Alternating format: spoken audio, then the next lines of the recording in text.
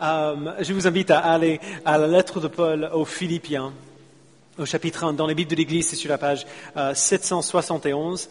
D'ailleurs, si vous n'avez pas de Bible à la maison, je vous invite à trouver une de ces Bibles blanches qui se trouvent sur les chaises quelque part autour de vous. Et vous pouvez prendre cette Bible et la ramener chez vous. C'est notre cadeau à vous ce matin. On est très heureux de vous la donner. Ce Noël, cette fête de Noël cette année, en 2018, a été un des Noëls les plus surréalistes de ma vie. Il y a presque 2 semaines, j'ai attrapé une grippe qui m'a collé au lit pendant plusieurs jours. Quand j'ai prêché dimanche dernier, je m'en remettais encore. J'étais à peine là. Et si vous me connaissez, vous m'avez vu assis dans les vapes avant et après le culte. Voilà pourquoi. Dimanche dernier, Jack était à la maison avec une fièvre et on pensait qu'on allait devoir annuler le dîner de Noël qu'on fait tous les ans, qu'on avait prévu chez nous. Puis la veille de Noël est arrivée lundi matin et Jack semblait aller mieux et donc on a maintenu. On a dit à tout le monde, vous pouvez venir rester à l'écart de Jack, ne vous approchez pas trop de lui, mais sinon vous êtes les bienvenus. J'étais debout toute la journée pour la première fois depuis que je m'étais remis de la maladie et j'aidais avec les enfants pendant que Lohan préparait à manger. Et quand enfin les gens ont commencé à arriver vers 18h, j'étais mort. J'étais épuisé. Les enfants se couchaient tôt et avant la fin de la soirée, vers 22h, Lohan aussi a commencé à avoir de la fièvre. Puis le lendemain, le jour de Noël, Zadie s'est ajoutée à la mêlée et elle est aussi tombée malade avec une fièvre et tout ça. Donc tout le monde chez moi pendant Noël, on avait tous la grippe. La semaine de Noël s'est passée avec Lohan au lit, moi debout toute la nuit avec le bébé et donc sur le canapé quand je pouvais dormir 5 minutes, alors que le bébé se réveillait toutes les 5 minutes aussi pour éternuer et ainsi de suite. Et Jack jouait tout seul avec ses Legos pendant 3 jours à peu près. Si vous me connaissez, vous savez que je suis quelqu'un de très sentimental à la base, pour qui la fête de Noël est très importante. C'était comme si cette semaine, pour une raison inconnue, Dieu avait décidé d'enlever tout ce que j'aime d'habitude à Noël. C'était pour nous tous, c'était stressant, c'était triste, c'était frustrant.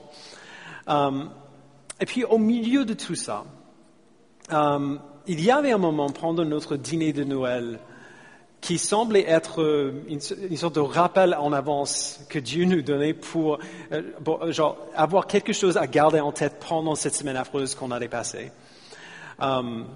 Je l'ai dit à Lohan plus tard, je pense que lorsque je réfléchirai à ce Noël dans 20 ans, c'est à ce moment-là que je penserai. Et ceux d'entre vous qui étaient là savent peut-être de quel moment je parle déjà. Chaque année à Noël, on invite des gens qui n'ont pas de famille dans la ville, qui sont dans la ville sans famille, à venir chez nous, à manger chez nous. Cette année, il y avait 2 jeunes femmes de la Chine qui sont venues. Je les avais rencontrées la veille seulement, quand elles ont demandé si elles pouvaient venir. L'une d'entre elles parle à peine le français.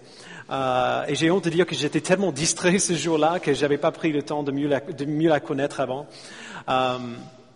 Et à un moment pendant le dîner, elle s'est levée, elle s'appelle Alina, en tout cas le prénom français, le prénom chinois, je vais même pas essayer de le prononcer.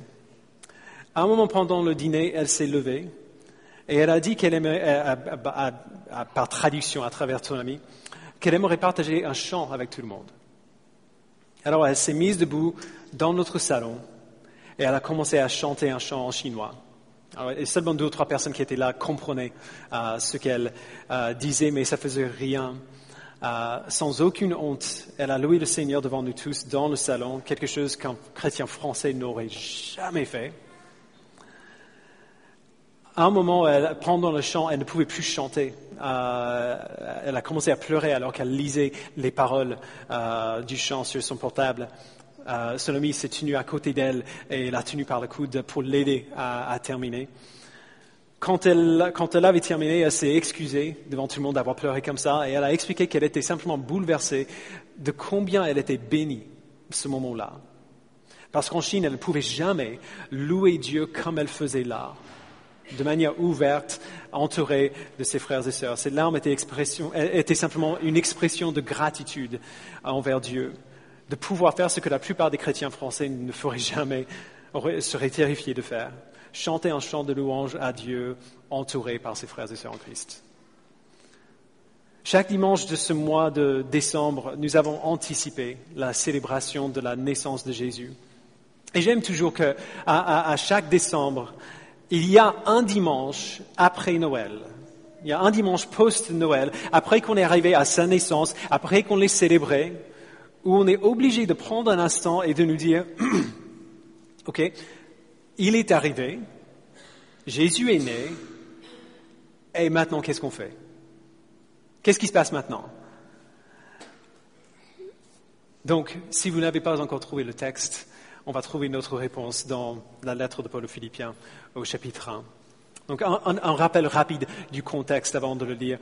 Paul a implanté l'Église à Philippe pendant plusieurs années avant la rédaction de cette lettre. Il connaissait bien ces gens et il se souvient d'eux avec joie. En fait, cette lettre, c'est une des rares lettres du Nouveau Testament où il n'y a pas de grande correction pour l'Église, où il n'y a aucune reproche qu'il a besoin de faire, aucune correction doctrinale qu'il a besoin de donner. Il leur donne simplement des nouvelles de lui-même et il célèbre ce que Dieu fait parmi eux. Paul est en prison à la rédaction de cette lettre, comme il dit, et il sait que les Philippiens s'inquiètent de lui. Et donc, il veut les rassurer que Dieu sait bien ce qu'il fait, que son emprisonnement a vraiment servi l'avancement de l'Évangile, que même dans ses chaînes, il se réjouit de ce que Christ soit proclamé par ce qu'il est en train de subir. Et dans cette partie de la lettre, à partir du verset 14, il va répondre à la question qu'il sait que les Philippiens se posent. Est-ce que Paul va mourir dans cette prison ou est-ce qu'il va continuer à travailler pour l'Évangile? Donc il va répondre à cette question, mais sa réponse ne sera pas ce à quoi on s'attendrait. Il cadre sa réponse de telle manière à suggérer que même s'il a tort dans ce qu'il dit, ça fait rien. Il y a autre chose de plus important que s'il vit ou s'il meurt en prison. Donc je vous invite à lire avec moi Philippiens chapitre 1 à partir du verset 18. De toute manière, que ce soit pour de mauvaises raisons, que ce soit sincèrement, Christ est annoncé. Je m'en réjouis et je m'en réjouirai encore, car je sais que cela aboutira à mon salut, grâce à vos prières et à l'assistance de l'Esprit de Jésus-Christ. Conformément à ma ferme attente et à mon espérance, je n'aurai honte de rien. Mais maintenant, comme toujours, la grandeur de Christ sera manifestée avec une pleine assurance dans mon corps, soit par ma vie, soit par ma mort. En effet, Christ est ma vie, et mourir représente un gain. Cependant, s'il est utile pour ma tâche que je vive ici-bas, je ne saurais dire ce que je dois préférer. Je suis tiraillé des deux côtés. J'ai le désir de m'en aller et d'être avec Christ, ce qui est de beaucoup le meilleur. Mais à cause de vous, il est plus nécessaire que je continue à vivre ici-bas. Persuadé de cela, je sais que je resterai et demeurerai avec vous tous pour votre progrès et votre joie dans la foi. Grâce à mon retour auprès de vous, vous aurez alors dans ma personne une raison d'éprouver encore plus de fierté en Jésus-Christ. Et donc voilà sa réponse. Oui, je crois que je vais rester en vie pour continuer à travailler pour l'Évangile parce que je suis convaincu que vous avez besoin de moi ici. J'ai encore des choses à faire parmi vous. Donc ça, c'est la bonne nouvelle qu'ils espéraient. Et Paul donne cette bonne nouvelle sans hésitation. Mais est-ce que vous avez vu comment il a précédé cette bonne nouvelle-là? Tout ce qu'il a dit avant le verset 24 est destiné à faire comprendre qu'il y a une nouvelle qu'il a à leur donner qui est encore meilleure que le simple fait qu'il va rester en vie. Regardez encore au verset 22. Cependant, s'il est utile pour ma tâche que je vive ici-bas, je ne saurais dire ce que je dois préférer. Je suis tiraillé des deux côtés. J'ai le désir de m'en aller et d'être avec Christ, ce qui est de beaucoup le meilleur. Alors en gros, il dit, je sais pas, je suis partagé. Si je reste en vie, je pourrais continuer à travailler pour l'Évangile et ça c'est bien. Mais de manière un peu égoïste, si je meurs, je peux m'en aller et d'être avec Christ, ce qui est encore meilleur. Ça voudra dire du repos de toute la persécution que je subis, du repos de mon travail que je fais depuis toutes ces années. Ça voudra dire que je pourrai enfin rentrer à la maison après un si long voyage. Et donc, que je vive ou que je meure, c'est une bonne nouvelle. C'est la bonne nouvelle partout. Donc voilà la première bonne nouvelle qu'il donne, c'est que toutes ces nouvelles sont de bonnes nouvelles. La deuxième bonne nouvelle vient un peu plus tôt, au verset 20. Il dit, conformément à ma ferme attente et à mon espérance, je n'aurai honte de rien. Mais maintenant, comme toujours, la grandeur de Christ sera manifestée avec une pleine assurance dans mon corps, soit par ma vie, soit par ma mort. Et donc, que je vis ou que je meure, ma vie et ma mort serviront à l'Évangile, à l'avancement de l'Évangile. Si je vis, je pourrai continuer à travailler pour l'Évangile. Si je meurs, ma mort va honorer Jésus parce que je serai mort pour lui. Et la nouvelle de mon sacrifice donnera aux chrétiens autour du courage pour vivre sans peur pour Jésus comme moi j'ai fait. Donc vous voyez, la bonne nouvelle ici est donnée de deux manières différentes, mais elle revient à la même chose dans les deux cas. Si je vis, je pourrai vivre pour Christ. Et si je meurs, je pourrai être avec Christ. Si je vis, ma vie servira l'Évangile, et si je meurs, ma mort servira l'Évangile aussi. Donc je le dirai autrement. Paul dit que c'est une bénédiction de pouvoir servir Jésus-Christ, et c'est une bénédiction de pouvoir mourir pour Jésus-Christ. Ou alors, comme Paul le dit lui-même au verset 21, en effet, Christ est ma vie, et la mort représente un gain. Paul parle à partir de son expérience ici. Vous vous souvenez un peu de son histoire si vous avez passé un peu de temps dans l'Église. Paul, qui s'appelait Saul avant, il était un pharisien dévoué qui détestait les chrétiens. Quand le premier martyr chrétien qui s'appelle Étienne, quand il se fait lapider, c'est Paul qui était là à tenir les manteaux de tous ceux qui jetaient des pierres et qui approuvait son exécution. On voit dans Acte 8 et il le dit lui-même un peu plus tard dans Acte 22. On voit juste après la mort d'Étienne dans Acte chapitre 8 verset 3, quant à Saul, il cherchait à détruire l'Église, il pénétrait dans les maisons, il arrachait hommes et femmes et les faisait jeter en prison. Donc Paul n'était pas motivé par une idéologie politique vague. Il protégeait sa vie. Son identité tout entière dépendait de maintenir le judaïsme comme il avait connu auparavant. Et le christianisme, c'était une menace contre cette identité-là. Donc Paul n'était pas seulement méchant à l'époque. Il protégeait ce qui lui était cher, qui il était lui-même, ce qui était plus cher pour lui. Et tout cela s'est détruit le jour où il se trouvait en route pour Damas pour capturer des chrétiens et pour les mettre en prison à Jérusalem. Jésus lui-même apparaît à Paul sur la route, le mettant littéralement par terre et le laissant aveugle. Jésus a convaincu Paul par l'intermédiaire, par l'aide d'un chrétien Ananias, que ce Jésus qui persécutait, c'était le Messie qu'il attendait depuis tout ce temps. On le voit dans Acte 9. Donc la conversion de Paul a été radicale et miraculeuse. Et il est important de se souvenir qu'à ce moment-là, le moment de la conversion de Paul, il a tout perdu. Paul a tout perdu. Il ne pouvait plus tourner dans les mêmes cercles qu'avant parce que ses amis étaient tous des persécuteurs de chrétiens comme lui. Il ne pouvait plus rentrer chez lui parce que tout ce qu'il appelait chez lui était lié à cette branche violente du judaïsme. Il ne pouvait même pas chercher refuge parmi d'autres chrétiens, au moins pas au début, parce que tout le monde était terrifié de lui. C'est lui qui cherchait à les mettre en prison, à les tuer. À ce moment-là, il n'avait littéralement rien d'autre que Jésus. Mais malgré ça, qu'est-ce que la première chose qu'il fait? Il va dans les synagogues, ces lieux où il aurait été reconnu et admiré par ces juifs extrémistes comme lui. Et il commence à prêcher l'Évangile, exactement le même message qu'il persécutait peu de temps avant. On voit dans Acte 9, verset 20, il s'est mis aussitôt à proclamer dans les synagogues que Jésus est le Fils de Dieu. Comment expliquer sa persistance? Comment expliquer ce courage bizarre qu'il avait suite à sa conversion? Paul savait enfin qui était Jésus et ce qu'il avait gagné en lui. Plus que Jésus qui a pris le péché de Paul sur lui-même à la croix, plus que la justice parfaite de Jésus qu'il a reçue pour le pardonner de son péché et pour le déclarer juste, plus que tout ça, Paul avait rencontré le trésor suprême de l'univers. Le trésor qui lui donnait de comprendre ce qui était vraiment digne de célébration. Rencontrer Jésus avait tout coûté à Paul et lui avait donné la seule chose qui comptait vraiment. En effet, Christ est ma vie et mourir représente un gain. Cette phrase-là, cette phrase singulière que nous répétons tellement souvent et à qui nous réfléchissons tellement peu, c'est la réponse à cette question post-Noël.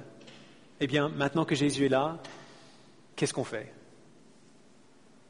Combien est-ce que nos Noëls seraient différents si nous avions eu même un soupçon de cette même expérience que Paul il avait vécue? Nous célébrons la naissance de Jésus par des chants et des décorations et nous disons que Christ est notre vie. Mais tout ce qu'il faut, c'est une bonne maladie au bon moment pour nous faire descendre dans une spirale infernale d'apitoiement sur notre sort. Alors cette réalité m'a frappé en pleine figure cette semaine. Nous pouvons dire Christ est ma vie autant qu'on veut. Mais lorsque la promotion qu'on voulait est donnée à quelqu'un d'autre, lorsqu'on apprend la mort d'un proche, lorsqu'on perd sa stabilité financière, lorsque ces gens sur qui on comptait avant ne sont pas là quand on en a besoin, à ce moment-là, nous réalisons combien toutes ces autres choses prenaient plus de place dans nos vies que Jésus. Il y a une culture d'Église qui aime bien l'idée de Jésus, mais qui prend la fuite le moment où Jésus commence à nous donner des exigences. Lorsque Jésus commence à nous enlever les choses qu'on aime, il arrête de sembler aussi bon. Nous disons Christ est ma vie, mais ce qu'on veut dire souvent, c'est les choses que Christ me donne sont ma vie. Ce que j'ai en lui est ma vie. Ce n'est pas le Jésus qu'on voit dans la Bible, mais ce Jésus fictif qui nous rend admirables. Un faux Jésus qu'on a créé pour nous donner l'impression d'être la version de nous-mêmes que nous voulons être. Mais Jésus est le Fils de Dieu.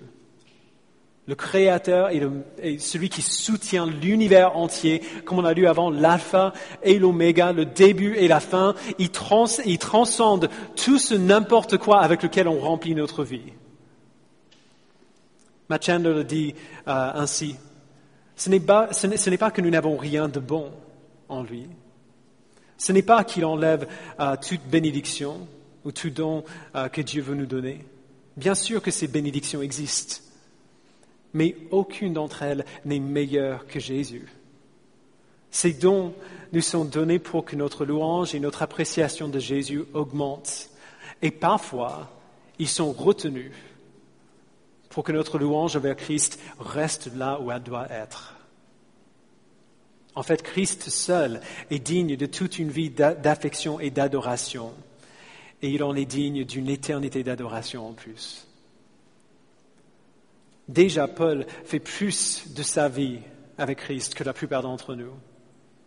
Après sa rencontre sur la route de Damas, Paul accepte une vie de persécution et de pauvreté et de grande souffrance. Mais sa déclaration aux Philippiens va encore plus loin que ça.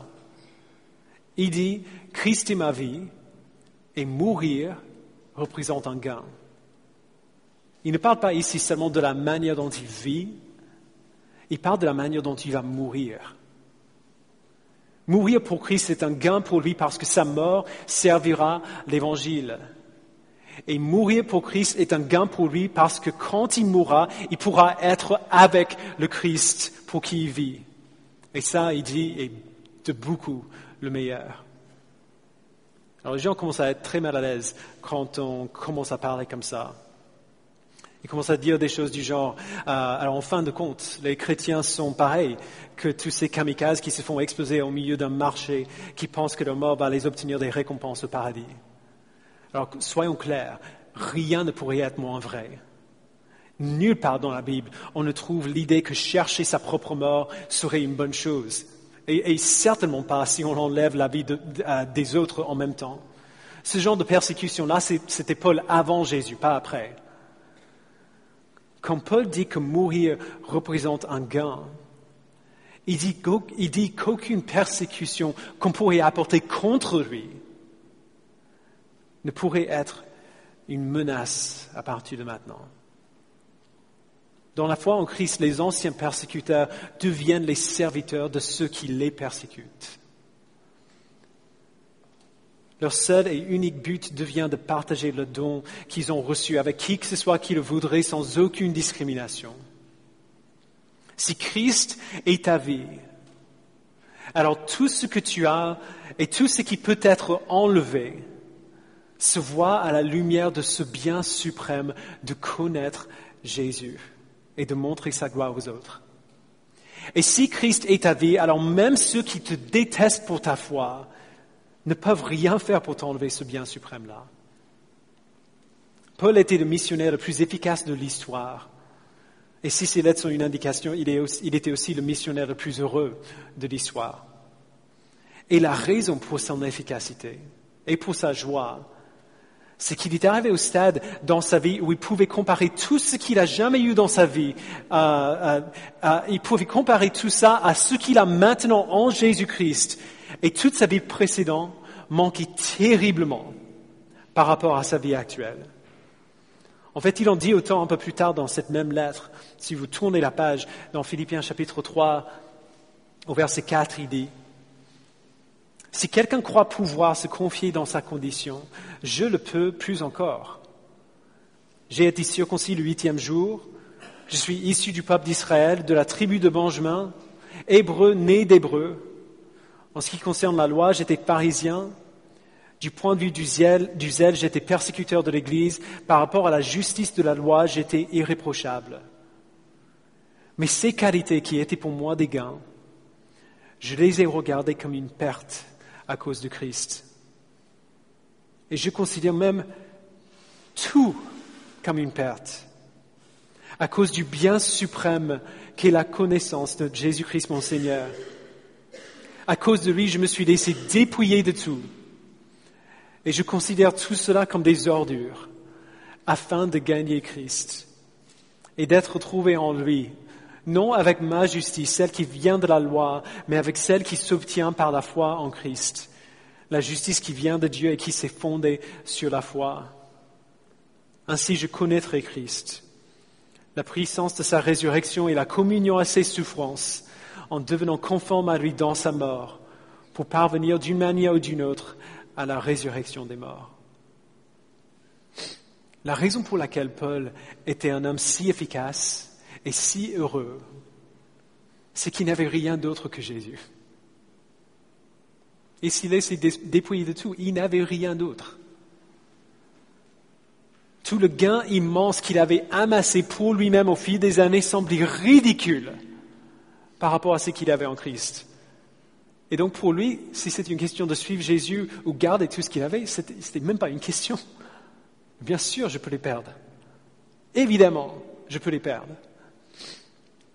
Ravi Zacharias a parlé une fois de combien ça aurait été difficile de menacer Lazare après que Jésus l'ait ressuscité d'entre les morts. Qu'est-ce qu'on pourrait lui dire? Mais arrête de faire ça, tu vas te faire tuer. Ça aurait été ridicule. De même, Paul vivait sa vie avec la joie de savoir que ses ennemis ne pouvaient strictement rien faire contre lui. Le mettre en prison, il convertissait les gardiens. Le mettre en chaîne, il chantait les louanges de Dieu. Lui couper la tête, il pourrait être avec Jésus à ce moment-là. Littéralement, rien qu'on pouvait lui faire ne pouvait lui enlever ce qui comptait vraiment pour lui. Parce qu'il n'avait rien que Jésus et Jésus ne pouvait pas s'enlever. Dans le livre de l'Apocalypse au chapitre 7, Jean raconte sa vision du trône de l'agneau autour duquel sont rassemblés tous ceux qui s'étaient fait persécuter pour leur foi en Christ. Nous voyons dans l'Apocalypse chapitre 7 à partir du verset 9. Donc c'est sur la page, dans le livre de l'Église, c'est sur la page 813.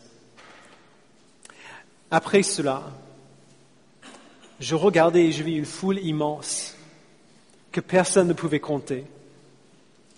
C'étaient des hommes de toute nation, de toute tribu, de tout peuple et de toute langue. Ils se tenaient debout devant le trône et devant l'agneau, habillés de robes blanches, des feuilles de palmier à la main. Ils criaient d'une voix forte, « Le salut est à notre Dieu qui est assis sur le trône et à l'agneau. » Tous les anges qui se tenaient autour du trône, des anciens et des 4 êtres vivants se prosternèrent, le visage contre terre, devant le trône, et ils adorèrent Dieu en disant « Amen ». La louange, la gloire, la sagesse, la reconnaissance, l'honneur, la puissance et la force sont à notre Dieu, au siècle des siècles. Amen. L'un des anciens prit la parole et me dit « Ceux qui sont habillés d'une robe blanche, qui sont-ils et d'où sont-ils venus ?» Je lui répondis, mon Seigneur, tu le sais. Il me dit alors, ce sont ceux qui viennent de la grande tribulation. Ils ont lavé leurs robes. Donc, dans le contexte, verset 14, on voit que ces gens qui sont venus à travers cette grande tribulation sont ceux qui sont morts pour la foi. Ils ont lavé leurs robes. Ils l'ont blanchi dans le sang de l'agneau. C'est pourquoi ils se tiennent devant le trône de Dieu et le servent jour et nuit dans son temple. Celui qui est assis sur le trône les abritera sous sa tente. Les abritera, sous sa tente. Ils n'auront plus faim, ils n'auront plus soif. Le soleil ne les frappera plus, ni aucune chaleur brûlante. En effet, l'agneau qui est au milieu du trône prendra soin d'eux et les conduira aux sources des eaux de la vie, et Dieu essuiera toute larme de leurs yeux.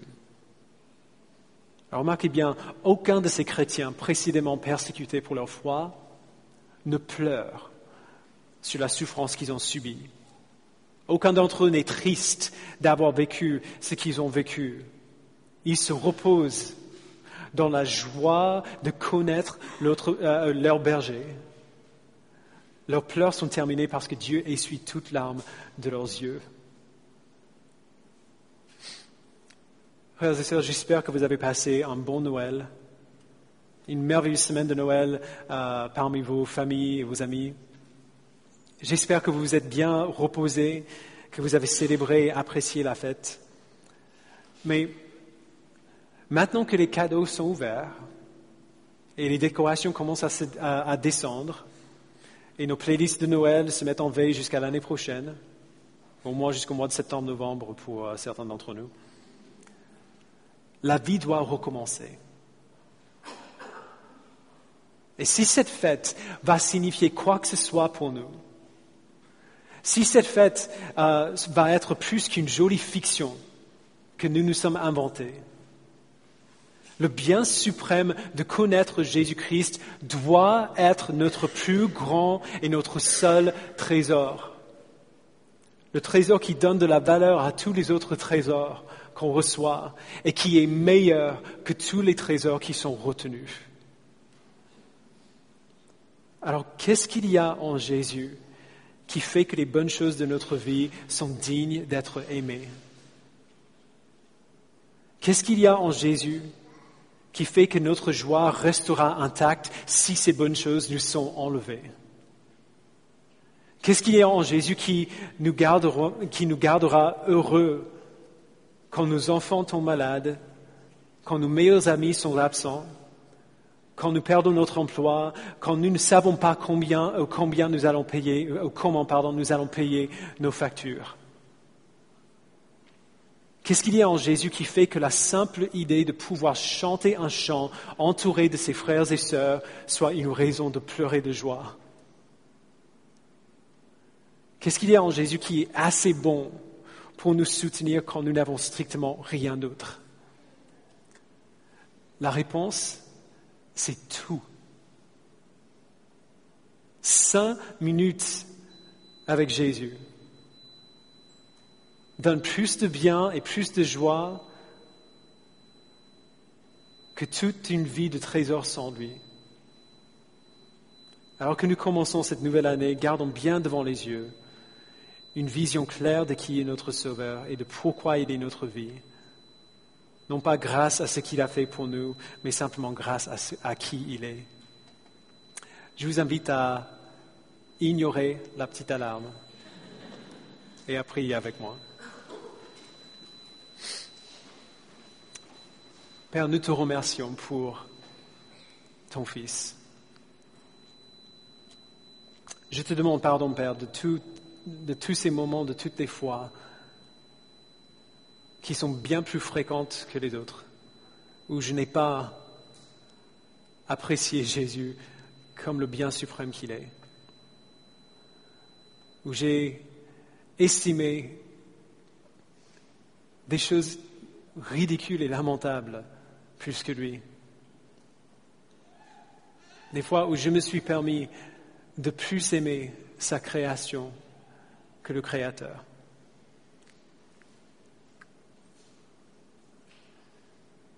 C'est une tâche gigantesque que Paul nous donne ici, d'aimer Jésus plus que tout et de l'aimer tellement que même mourir représente un gain pour nous,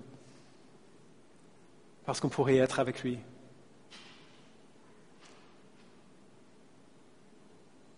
Merci Père de cette tâche immense que tu nous donnes et merci pour la connaissance que nous ne pouvons pas le faire seuls.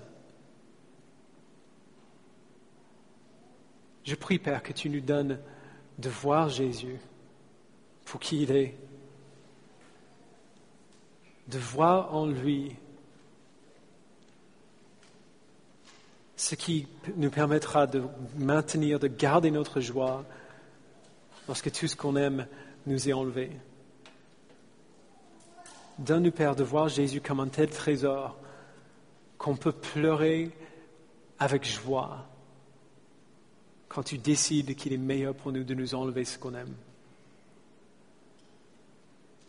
Donne-nous, Père, de le voir comme un tel trésor que le simple fait de pouvoir chanter ses louanges avec nos frères et sœurs soit une raison de pleurer de joie.